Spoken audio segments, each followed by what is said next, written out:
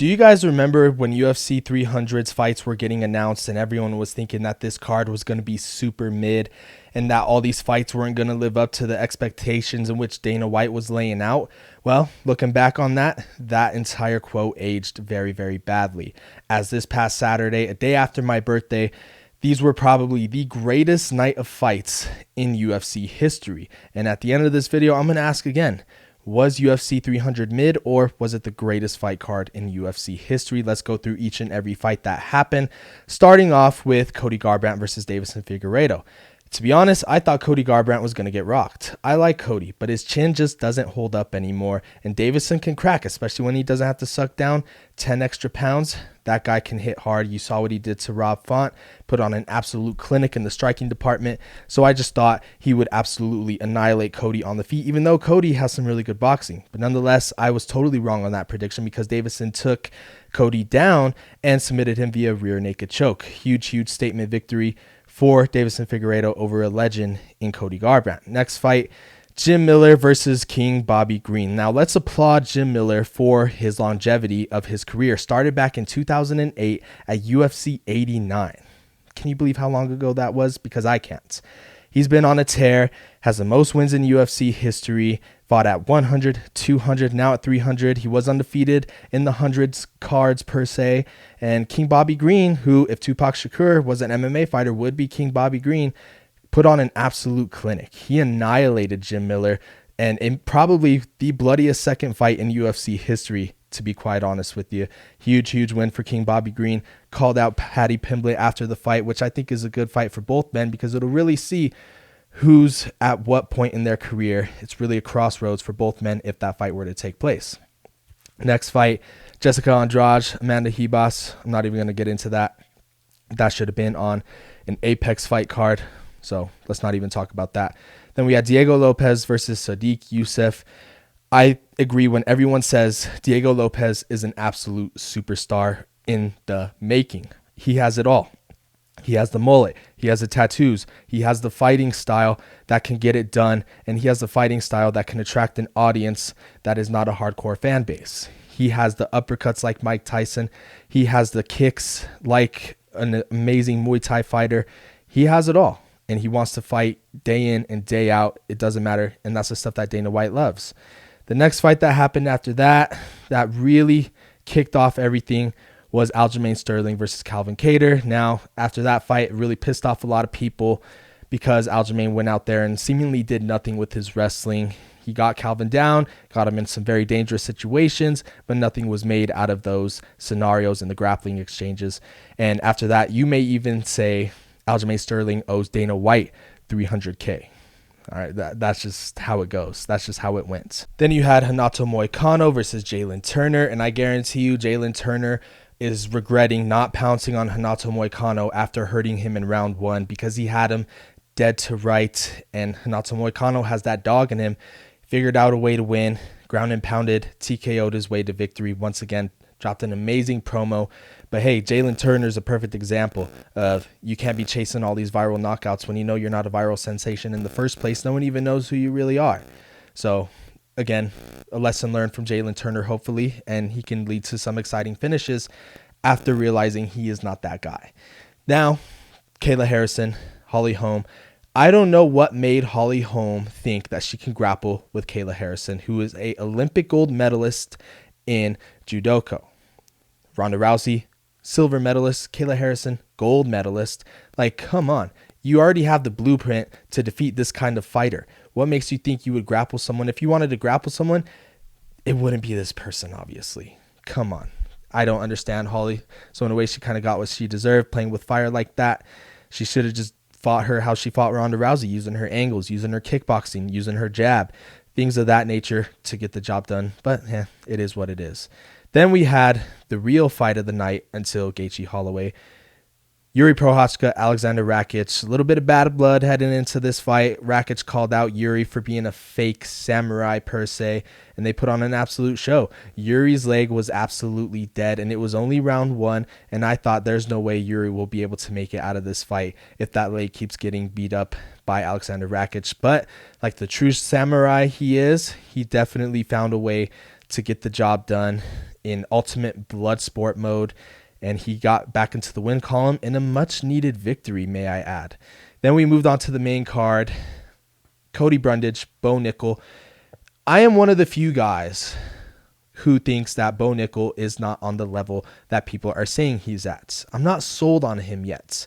Who the hell is Cody Brundage anyway? I know he's from Colorado. This fight could have happened on the regional circuit in Colorado. This is how, I don't know, would you even say this was 300 worthy? But nonetheless, I'm not sold by Bo Nickel.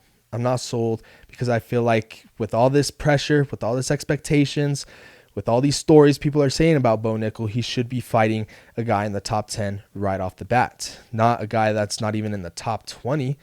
So, and the way he fought him, it just seemed very amateurish. But again, maybe he'll get a top 10 guy in his next fight. Nonetheless, I just think that Bo needs to show me more. It's time he gets someone in the rankings other than this guy, but he got the job done. He did what someone in the odds making machines had him as such a big favorite. He did what he should have done. So then Charles Oliveira, Arman Tsarukyan. It was a close fight. You give round one to Charles, especially with that guillotine. Arman Tsarukyan was defending with his life. He was defending as hard as Meek Mill is defending all these allegations towards him. Arman Tsarukyan was defending that guillotine the same way P. Diddy is defending all these allegations towards him.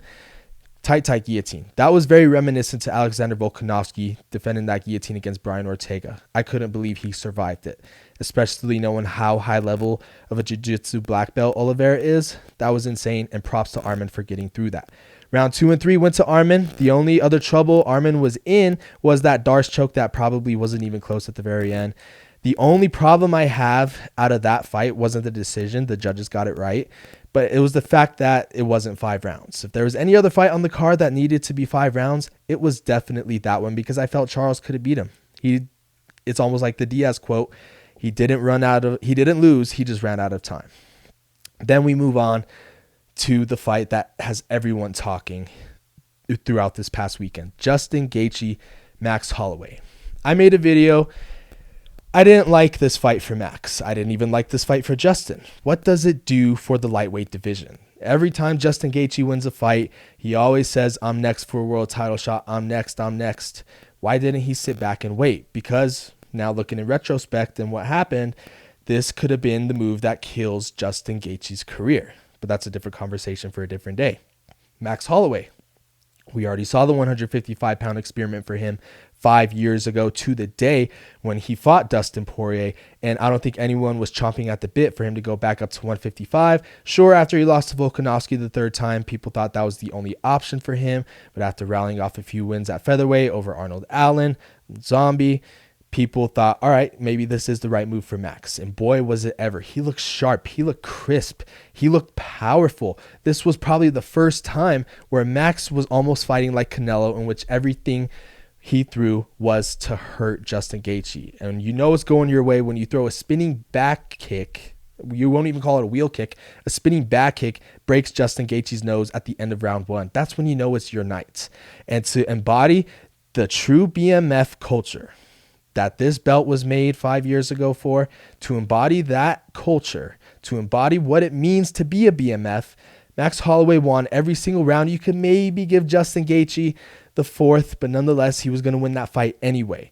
He had everything to lose going into that exchange with Justin Gaethje, the human highlight. What did he do? Exactly what he did at UFC 199 against Ricardo Lamas.